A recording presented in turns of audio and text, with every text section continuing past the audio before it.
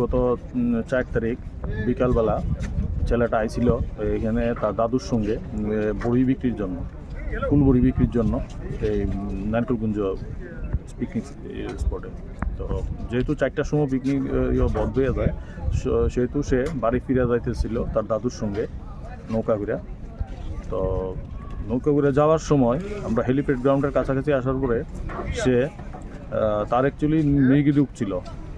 তো তার দাদুর নৌকার থেকে সে পড়ে যায় জলের মধ্যে।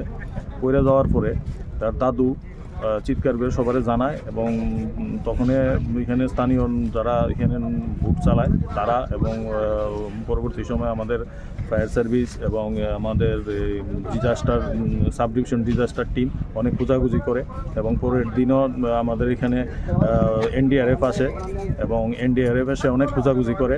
গতকাল পর্যন্ত অনেক খোঁজাখুঁজি করে, কিন্তু আজকে সকালবেলা ভোরবেলা তার এই যে দেহটা জলের মধ্যে ভাসমান অবস্থায় আমরা পাই। স্যার কটা দিকে পাওয়া গেছে? তো ভোর আনুমানিক এটা তো ঠিক কইতে পারতেছি না, 5টার দিকে দেখছে যে ভাসমান অবস্থায় কিনারার মধ্যে পাওয়া গেছে। তো স্যার এই যে কিছুক্ষণ আগে আপনি বললেন যে ছেলেটা একটু অসুস্থ আছে, তার কোনো সার্টিফিকেট? তার দাদু দেখাইছে আমাদের। কি সার্টিফিকেটে কি? এটা অ্যাকচুয়ালি তার মৃগী রোগ আছে, চিকিৎসাধীন আছে। এর বয়সটা কত বছর? এর বয়স আনুমানিক 17। নামটা স্যার? এর নাম ধর্মজিৎ চাকমা। স্যার আপনার নাম? আমার নাম এসআই সুজিত দেবনাথ। আপনার পিএস? আমি রৈশাবাড়ি থানা।